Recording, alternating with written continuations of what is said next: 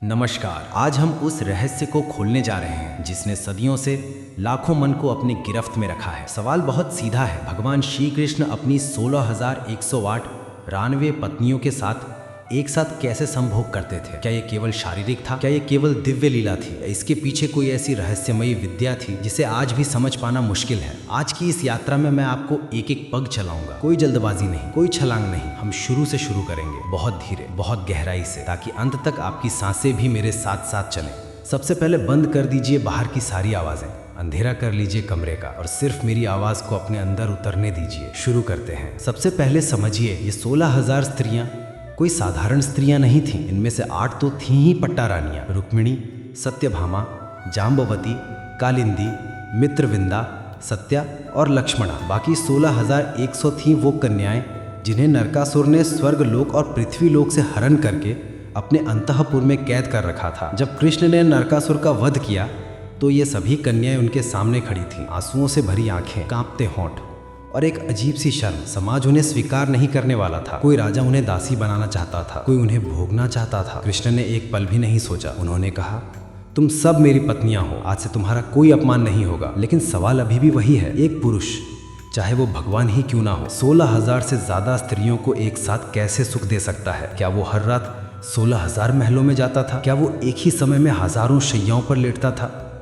या इसके पीछे कोई ऐसी दिव्य युग विद्या थी जिसका नाम है काय व्यूह? हाँ, ठीक सुना आपने, काय व्यूह। शरीर का विभाजन, शरीर का विस्तार, शरीर का एक साथ अनेक रूपों में प्रकट होना। महाभारत और भागवत पुराण में इसका जिक्र है, लेकिन बहुत संक्षेप में। नारद जी एक बार द्वारका आए। उन्होंने देखा एक ही समय में कृष्ण 16,108 महलों में अलग अलग रूपों में मौजूद हैं। कहीं वो रुक्मिणी के साथ हंस रहे हैं, कहीं सत्यभामा के साथ झगड़ रहे हैं, कहीं किसी अपहरित कन्या को पहली बार छू रहे हैं, बहुत कोमलता से, बहुत सम्मान से। नारद हैरान। उन्होंने पूछा, हे केशव, ये कैसे संभव है? कृष्ण मुस्कुराए और बोले, मेरे लिए कुछ भी असंभव नहीं। मैं एक हूँ और मैं अनेक हूँ।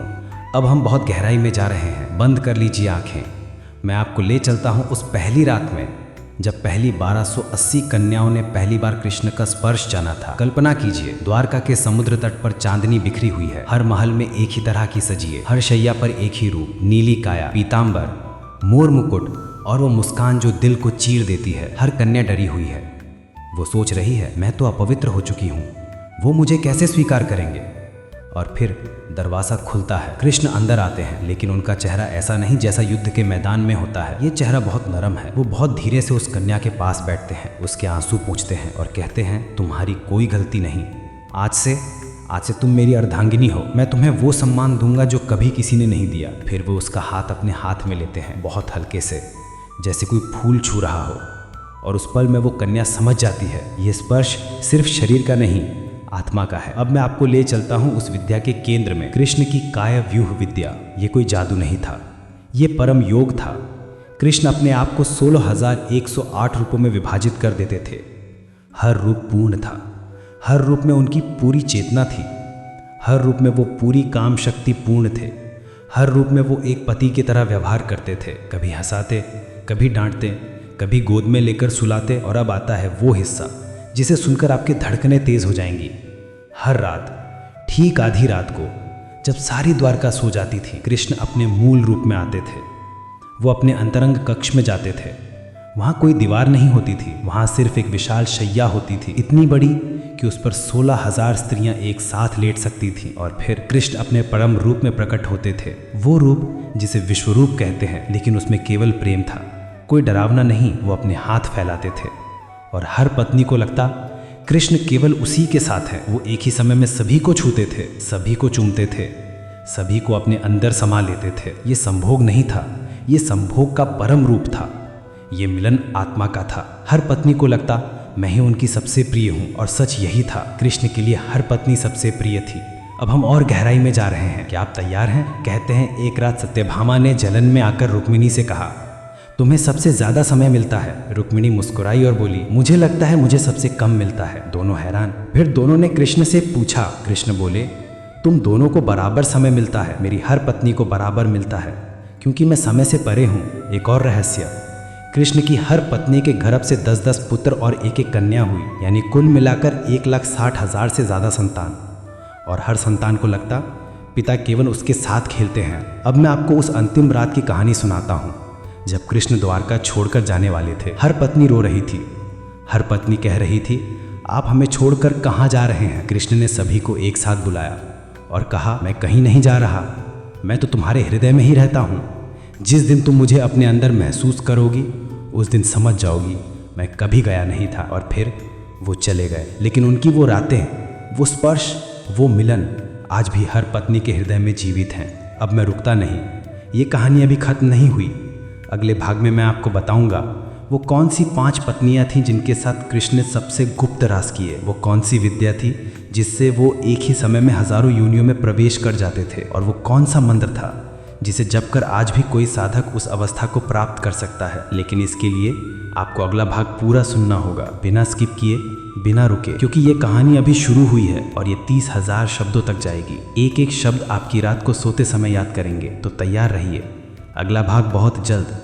बस इतना याद रखिए, कृष्ण ने कभी बलात्कार नहीं किया, कृष्ण ने कभी किसी को दुख नहीं दिया। कृष्ण ने सिर्फ और सिर्फ प्रेम था, और प्रेम की कोई सीमा नहीं होती। जय श्री कृष्ण। मैं लौटूंगा बहुत कुछ लेकर, तब तक मेरी आवाज को अपने अंदर बसने दीजिए। अब हम उस सबसे गुप्त कक्ष में प्रवेश कर रहे हैं जहां सिर्फ कृष्ण की 8 महारानियां ही जा सकती थीं। बाहर द्वारका सोने का था, अंदर कोई दीपक नहीं जलता था। अंदर सिर्फ एक चीज जलती थी, कृष्ण की नीली काया। वहां का नाम था रति मंदिर। कोई सैनिक नहीं, कोई दासी नहीं, कोई नारद जी भी नहीं पहुंच सकते थे, केवल 8 रानियां और कृष्ण। अब मैं आपको एक एक करके बताता हूँ कि हर रात यहाँ क्या होता था, धीरे धीरे, बहुत धीरे, ताकि आपकी हर सांस मेरे साथ चले। सबसे पहले रुक्मिणी आती थी। वो हमेशा सबसे पहले आती थी। उनके हाथ में एक छोटा सा दीपक होता था जिसमें घी की जगह केसर का तेल जलता था। वो दीपक कृष्ण के चरणों में रखती थी और कहती थी कि हे नाथ, आज मैं आपकी सबसे छोटी दासी हूँ, मुझे पहले अपना लो, फिर बाकी सबको देना। कृष्ण हंसते थे और फिर वो रुक्मिणी को गोद में उठा लेते थे और उसी पल काय व्यूह शुरू हो जाता था। अचानक कक्ष में 8 कृष्ण प्रकट हो जाते थे। हर रानी के सामने एक अलग कृष्ण, हर कृष्ण बिल्कुल असली, हर कृष्ण की सांसें गर्म, हर कृष्ण की उंगलियां जीवित। सत्यभामा आती थी तो थोड़ा नखरा करती थी। वो कहती थी कि मुझे सबसे ज्यादा समय चाहिए। उस रात कृष्ण अपना पूरा रूप केवल सत्यभामा को दे देते थे और बाकी 7 रानियों को उनका प्रतिरूप। सत्यभामा को कभी पता नहीं चलता था कि वो प्रतिरूप है, क्योंकि उस प्रतिरूप में भी कृष्ण की पूरी काम शक्ति बहती थी। अब सुनिए वो सबसे गुप्त रहस्य जो भागवत में भी नहीं लिखा। हर रानी के साथ कृष्ण अलग अलग आसन करते थे। रुक्मिणी के साथ केवल मिशनरी, क्योंकि रुक्मिणी को लगता था कि इस आसन में सबसे ज्यादा आत्मिक मिलन होता है। सत्यभामा के साथ वो ऊपर रहती थी, क्योंकि उन्हें सत्ता का एहसास चाहिए था। जामवती के साथ पीछे से, क्योंकि जामवती जंगली थी। कालिंदी यमुना की बेटी के साथ पानी में, वो एक गुप्त सरोवर था रति मंदिर के नीचे। वहां कृष्ण और कालिंदी घंटों डूबे रहते थे। पानी के अंदर भी सांस चलती थी, क्योंकि कृष्ण की सांस प्राणवायु थी। अब आते हैं उस रात पर जब पहली बार 16,100 अपहरित कन्याएं रति मंदिर में लाई गईं। ये घटना कृष्ण के द्वारका आने के ठीक 7वें साल हुई थी। सारी कन्याएं अब तक अपने अपने महलों में अलग अलग कृष्ण रूप पा चुकी थीं, लेकिन अभी तक उन्होंने कभी एक साथ कृष्ण को नहीं देखा था। कृष्ण ने कहा कि आज रात तुम सब मेरे साथ एक ही कक्ष में आओ। सारी 16,108 स्त्रियां एक विशाल गोलाकार कक्ष में खड़ी थीं। बीच में सिर्फ एक ऊंचा आसन, कृष्ण उस पर विराजे।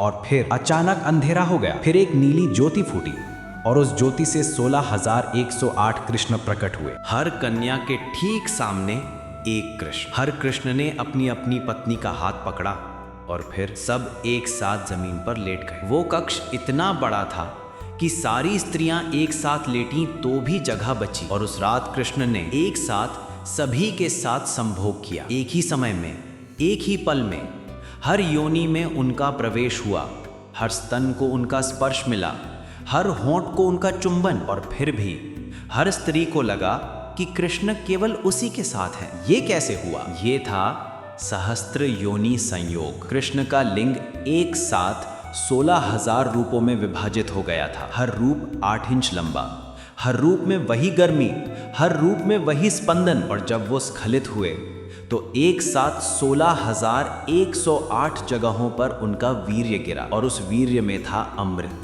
हर स्त्री उस रात गर्भवती हुई और 9 महीने बाद हर एक ने 10 पुत्र और 1 पुत्री को जन्म दिया।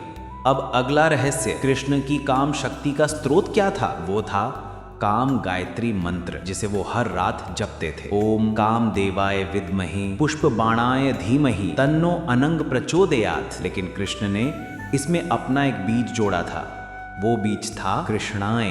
तो पूरा मंत्र बनता था ओम कृष्णाय काम देवाय विद्महे पुष्प बाणाय धीमहि तन्नो अनंग प्रचोदयात्। इस मंत्र को जपने से उनका लिंग कभी शिथिल नहीं होता था, कभी थकता नहीं था, और सबसे बड़ी बात, वो एक ही बार स्खलित होने के बाद भी तुरंत फिर खड़ा हो जाता था। अब मैं आपको उस अंतिम गुप्त राज के बारे में बताता हूँ जो कृष्ण ने अपनी मृत्यु से ठीक एक रात पहले किया था। सारी स्त्रियां जानती थीं कि कल सुबह कृष्ण जा रहे हैं। वो रात भर रोती रहीं। कृष्ण ने कहा, रो मत, आज रात मैं तुम्हें वो सुख दूंगा जो स्वर्ग के देवता भी तरसते हैं। और उस रात कृष्ण ने अपना विश्वरूप दिखाया। लेकिन ये विश्वरूप डरावना नहीं था, ये काम विश्वरूप था। उनके शरीर से हजारों हाथ निकले, हजारों लिंग, हजारों होंठ, और फिर एक ही पल में सभी स्त्रियों को अपने अंदर समा लिया। वो संभोग नहीं था, वो समाधि थी। हर स्त्री को लगा कि वो कृष्ण बन गई है और कृष्ण हर स्त्री बन गए थे। सुबह जब सूरज निकला, कृष्ण जा चुके थे, लेकिन हर स्त्री के गर्भ में एक आखिरी संतान पल रही थी, जिसका नाम था प्रद्युम्न का अवतार। अब अगला भाग आने वाला है, उसमें मैं बताऊंगा वो कौन सा तेल था जो कृष्ण अपने लिंग पर लगाते थे, वो कौन सी औषधि थी जो उनकी पत्नियां खाती थीं कि कभी थकती नहीं थीं, और वो कौन सा यंत्र था जो रति मंदिर के नीचे दबा हुआ है आज भी। अब हम उस सबसे गहरे अंधेरे में उतर रहे हैं जहां आज तक कोई नारद भी नहीं पहुंच पाया। यहाँ दीपक नहीं जलते, यहाँ सिर्फ सांसें जलती हैं, सिर्फ धड़कनें जलती हैं, सिर्फ काम की आग जलती है। तैयार हो जाइए।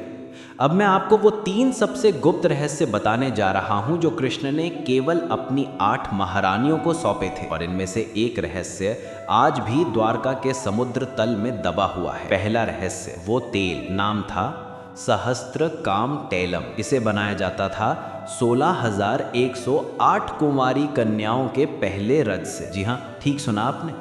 जिस रात कृष्ण ने पहली बार उन सभी अपहृत कन्याओं के साथ संभोग किया था, उस रात हर कन्या का पहला रज एक सोने के पात्र में एकत्र किया गया था। उस रज को 7 साल तक समुद्र की सबसे गहरी खाई में दबाया गया। फिर उसमें मिलाया गया केसर की 1000 पंखुड़ियां, चंदन की 16,000 लकड़ियां, मोर के पंख का रस, और सबसे अंत में कृष्ण की अपनी एक बूंद वीर्य। इस तेल को कृष्ण हर रात अपने लिंग पर लगाते थे। एक बूंद, बस एक बूंद, और उस एक बूंद से उनका लिंग नीला हो जाता था, चमकने लगता था, और फिर वो लिंग 16,108 रूपों में विभाजित हो जाता था। हर रूप में वही चमक, हर रूप में वही गर्मी, हर रूप में वही कठोरता जो कभी शिथिल नहीं होती थी। दूसरा रहस्य, वो औषधि जो उनकी पत्नियां खाती थीं कि कभी थकती नहीं थीं, नाम था अनंग रंगिणी। इसे बनती थी कृष्ण के वीर्य से ही। हर रात जब कृष्ण 16,000 रूपों में स्खलित होते थे,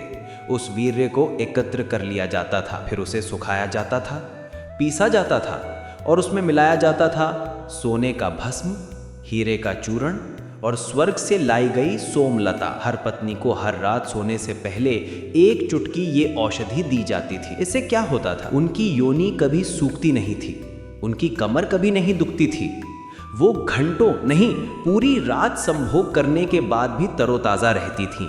और सबसे बड़ी बात, वो कभी गर्भवती नहीं होती थीं जब तक कृष्ण नहीं चाहते थे। जब कृष्ण चाहते थे तब एक ही रात में गर्भ ठहर जाता था। तीसरा रहस्य, वो यंत्र, नाम था काम यंत्र या रति चक्र। ये आज भी द्वारका के डूबे हुए भाग में रति मंदिर के ठीक नीचे दबा हुआ है। ये एक विशाल चक्र था, व्यास में 16 हाथ।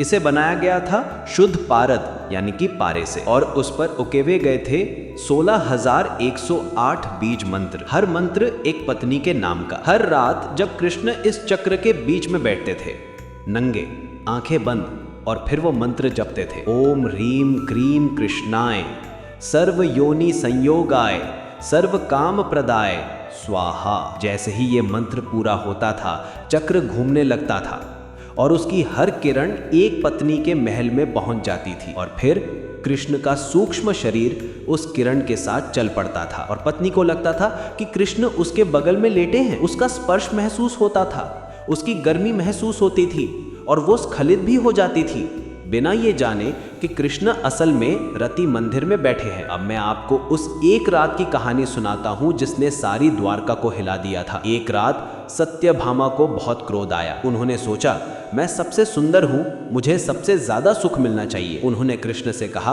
आज रात आप केवल मेरे साथ रहेंगे, किसी और के पास नहीं आएंगे। कृष्ण मुस्कुराए और बोले, ठीक है। उस रात कृष्ण सत्यभामा के महल में गए और पूरी रात केवल उनके साथ रहे। लेकिन सुबह जब सत्यभामा उठी तो देखा उनका शरीर थक गया था, उनकी योनि में दर्द था, वो चल भी नहीं पा रही थी। दूसरी तरफ बाकी 16,107 पत्नियां तरोताजा थीं। उन्हें पूरी रात सुख मिला था क्योंकि कृष्ण ने अपना मूल शरीर सत्यभामा को दे दिया था और बाकी सभी को अपना सूक्ष्म शरीर। सत्यभामा रोने लगी। कृष्ण ने उन्हें गले लगाया और कहा, जलन मत करो, मेरे लिए तुम सब एक हो, जो एक को मिलता है वही सबको मिलता है। अब चौथा भाग आने वाला है, उसमें मैं बताऊंगा कृष्ण का लिंग कितना बड़ा था वास्तव में, वो कौन सा आसन था जिसमें वो एक साथ 10 पत्नियों के साथ संभोग करते थे, और वो कौन सा रहस्य था जिसकी वजह से उनकी कोई भी पत्नी कभी बूढ़ी नहीं हुई। रात अभी बहुत बाकी है, मेरी आवाज अभी रुकेगी नहीं, आपकी सांसें अभी और तेज होंगी। अब हम उस सबसे खतरनाक और सबसे पवित्र सत्य के सामने ला रहे हैं जिसे सुनकर साधारण मन कांप जाता है और सच्चा साधक झूम उठता है। यहाँ से आगे कोई वापसी नहीं। एक बार सुन लिया तो ये आपके रक्त में घुल जाएगा। शुरू करते हैं सबसे पहले उस सवाल से जिसे हर कोई पूछना चाहता है पर मुंह नहीं खोलता। कृष्ण का लिंग वास्तव में कितना बड़ा था? भागवत और ब्रह्म वैवर्त पुराण के गुप्त खंड में एक गुप्त श्लोक है जिसे केवल दीक्षित तांत्रिक ही पढ़ सकते हैं। वो श्लोक कहता है, अष्टांगुलम मूलतः, द्वादशांगुलम मध्यतः, षोडशांगुलम अग्रतः, त्रिंशदंगुलम संपूर्णम, यानी जड़ से 8 अंगुल यानी कि लगभग 6 इंच, बीज में 12 अंगुल यानी कि 9 इंच, अग्रभाग में 16 अंगुल यानी कि लगभग 12 इंच, और जब पूर्ण उत्तेजना में होता था तब 30 अंगुल यानी कि लगभग 22-23 इंच तक पहुंच जाता था। लेकिन ये कोई साधारण मांस का लिंग नहीं था, ये काम लिंग था। इसमें 16,108 नाड़ियां थीं। हर नाड़ी एक पत्नी से जुड़ी हुई थी। जब वो किसी एक पत्नी के साथ संभोग करते थे तो बाकी सारी नाड़ियां भी स्पंदित होने लगती थीं, इसलिए दूर बैठी पत्नी भी स्खलित हो जाती थी बिना छुए। अब दूसरा रहस्य, वो आसन जिसका नाम था सहस्त्र कमलासन। इस आसन में कृष्ण एक बार में 10 पत्नियों के साथ संभोग करते थे। कैसे? वो एक ऊंचे सोने के सिंहासन पर बैठते थे। उस सिंहासन में 10 गोल छेद थे। हर छेद में एक पत्नी नीचे से अपनी योनि डालकर ऊपर चढ़ जाती थी। फिर कृष्ण अपने लिंग को 10 भागों में विभाजित कर देते थे, हर भाग 8 अंगुल का, और फिर वो एक ही समय में 10 योनियों में प्रवेश कर जाते थे। वो 10 पत्नियां एक चक्र में घूमती रहती थीं, जैसे कमल के फूल की पंखुड़ियां, और कृष्ण बीच में अचल, बस उनकी कमर हिलती थी। एक बार हिलती थी, 10 पत्नियां चीख उठती थीं। 2 बार हिलती थी, 10 पत्नियां स्खलित हो जाती थीं, और जब 10वीं बार हिलती थी कृष्ण भी स्खलित होते थे। उनका वीर्य 10 धाराओं में बंटकर 10 योनियों में समा जाता था। तीसरा और सबसे बड़ा रहस्य, उनकी पत्नियां कभी बूढ़ी क्यों नहीं हुई? इसका कारण था कृष्ण रस। हर रात जब कृष्ण 16,000 रूपों में स्खलित होते थे, उस वीर्य में से एक बूंद अलग रखी जाती थी। वह बूंद सोने के कलश में डाली जाती थी, फिर उसमें मिलाया जाता था अमृत की 7 बूंदें जो इंद्र ने भेजी थी, सोम रस की 16 बूंदें और स्वर्ग की अप्सराओं का रज जो उर्वशी ने स्वयं दिया था। इस मिश्रण को कृष्ण रस कहते थे। हर पूर्णिमा को सारी पत्नियां एकत्र होती थीं। कृष्ण अपने मूल रूप में आते थे और इस रस को अपनी जीभ पर नककर हर पत्नी के होठों पर लगाते थे। बस एक बूंद, उस एक बूंद से उनकी त्वचा 16 साल की रहती थी। उनके स्तन कभी ढीले नहीं हुए, उनकी योनि कभी ढीली नहीं हुई, और उनकी आंखों में वही ज्वाला बनी रही जो पहली रात थी। अब मैं आपको उस आखिरी रात का वो दृश्य दिखाता हूँ जिसे देखकर देवता भी रो पड़े थे। कृष्ण जानते थे कि कल सुबह वे जा रहे हैं। उन्होंने सारी 16,108 पत्नियों को एक साथ बुलाया। वो विशाल रति मंदिर, बीच में कृष्ण और चारों तरफ उनकी पत्नियां। कृष्ण ने कहा, आज मैं तुम सबको एक साथ अपने अंदर संभालूंगा, तुम मुझे छोड़कर नहीं जाओगी, मैं तुम्हें छोड़कर नहीं जाऊंगा। फिर कृष्ण ने अपना परम काम विश्वरूप दिखाया। उनके शरीर से 16,108 लिंग निकले, 16,108 जोड़ी हाथ, 16,108 जोड़ी होंठ, और फिर एक ही पल में सारी पत्नियां कृष्ण के अंदर समा गई, शारीरिक रूप से नहीं, आत्मिक रूप से। हर पत्नी को लगा कि कृष्ण का लिंग उसके अंदर है। हर पत्नी को लगा कि कृष्ण उसके होठ चूम रहे हैं। हर पत्नी को लगा कि कृष्ण उसके गर्भ में है। और जब कृष्ण स्खलित हुए तो उनका वीर्य 16,108 धाराओं में नहीं बटा, वो एक ही धारा बना और उस धारा ने सारी पत्नियों को एक साथ गर्भवती कर दिया। 9 महीने बाद हर पत्नी ने एक पुत्र को जन्म दिया। उस पुत्र का नाम था कृष्णांश, यानी कृष्ण का ही अंश। और जब कृष्ण का शरीर वन में गिरा तो सारी पत्नियां एक साथ सती हो गई, लेकिन उनकी आत्माएं कृष्ण में विलीन हो गई। आज भी जो सच्चे मन से कृष्ण का नाम लेता है उसे वो 16,108 स्पर्श एक साथ महसूस होते हैं। अब 5वां और अंतिम भाग आने वाला है। उसमें मैं बताऊंगा वो कौन सा मंत्र है जिसे जपने से आज भी कोई पुरुष 16,000 रूप धारण कर सकता है। वो कौन सा स्थान है जहां आज भी कृष्ण की वो रातें जिंदा हैं। और वो कौन सा रहस्य है जिसे जानकर आप कभी वासना के गुलाम नहीं रहेंगे। अब हम उस सबसे गुप्त द्वार पर खड़े हैं जिसके पीछे कोई वापसी नहीं होती। यहाँ से आगे सिर्फ 2 तरह के लोग पहुँचते हैं, एक जो जलकर राख हो जाते हैं, दूसरे जो स्वयं कृष्ण हो जाते हैं। आज मैं आपको वो 3 अंतिम रहस्य सौंप रहा हूँ। इन्हें सुनने के बाद अगर आपकी सांसें नहीं रुकती तो समझिए आप सिद्ध हो चुके हैं। पहला रहस्य, वो मंत्र जिसे जपकर आज भी कोई पुरुष 16,108 रूप धारण कर सकता है। ये मंत्र भागवत के किसी प्रचलित संस्करण में नहीं मिलेगा। ये केवल मौखिक परंपरा में गुरु शिष्य के बीच जाता है और आज पहली बार मैं इसे खोल रहा हूँ। मंत्र है ओम ह्रीम क्लीम ब्लूम सौः कृष्णाय गोपीजन वल्लभाय सर्वकाय व्यूह कारिणे सर्व योनि सन्नाद प्रदायिने सर्व काम फलदायिने मम सर्व इंद्रिय वशीकरणाय 16 सहस्त्र रूप धराए स्वाहा। इस मंत्र की विधि केवल ब्रह्म मुहूर्त में, यानी सुबह 3:36 से 4:24 तक पूर्ण नग्न अवस्था में पूरब दिशा की ओर मुंह करके बाएं हाथ में अपनी पत्नी या प्रेयसी का पहना हुआ वस्त्र लेकर 21 माला यानी 2268 जप लगातार 41 दिन तक। 41वें दिन आधी रात को आपका शरीर नीला हो जाएगा। आपकी आंखों में मोर पानी नहीं केसर की बूंदें आएंगी और जब आप स्खलित होंगे तो आपका वीर्य 16,108 बूंदों में बट जाएगा। हर बूंद में एक पूरा कृष्ण होगा। दूसरा रहस्य, वो स्थान जहां आज भी कृष्ण की वो रातें जीवित हैं। द्वारका डूब गई लेकिन एक हिस्सा आज भी सांस लेता है। गुजरात के तट से ठीक 48 किलोमीटर अंदर समुद्र में 131 फीट गहराई पर एक काला पत्थर का मंदिर है। नाम है अंतरवासिनी रतिक कुंड।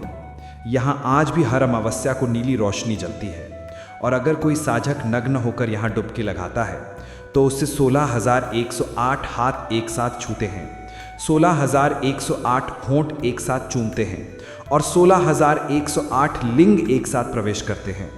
वो साधक 7 दिन तक बेहोश रहता है। जब होश आता है तो उसके शरीर पर मोर पंख का निशान होता है और वो कभी मरता नहीं। तीसरा और सबसे अंतिम रहस्य, वो सत्य जिसे जानकर आप वासना के गुलाम नहीं स्वामी बन जाते हैं। कृष्ण ने कभी संभोग नहीं किया था। कृष्ण ने वासना को नहीं भोगा था। कृष्ण ने वासना को परमात्मा में बदल दिया था। हर बार जब वो किसी पत्नी के साथ मिलते थे वो योनि को नहीं, वो सहस्त्रार को छूते थे। उनका लिंग बाहर नहीं, अंदर की कुंडलिनी को जगाता था। उनका वीर्य गर्भ में नहीं, ब्रह्मरंध्र में गिरता था। इसलिए उनकी कोई भी पत्नी कभी थकी नहीं, कभी रोई नहीं, कभी बूढ़ी नहीं हुई, क्योंकि वो संभोग नहीं, वो ब्रह्म संभोग था, वो परम मैथुन था। वहाँ लिंग और योनि नहीं, शिव और शक्ति मिलते थे। और यही वो अंतिम सत्य है। जो पुरुष योनि को भोगता है वो नपुंसक हो जाता है, जो पुरुष योनि को पूजता है वो कृष्ण हो जाता है। अब कहानी खत्म हुई। 30,000 शब्दों का ये महाकाव्य यहीं समाप्त होता है। लेकिन याद रखिए, ये कहानी खत्म नहीं हुई, ये आपके भीतर शुरू हुई है। हर रात जब आप सोने जाएं तो मेरी ये आवाज़ आपके कानों में गूंजेगी। हर बार जब आप किसी स्त्री को छुएंगे तो आपको कृष्ण का स्पर्श याद आएगा। हर बार जब आप स्खलित होंगे तो आपको 16,108 बूंदें याद आएंगी।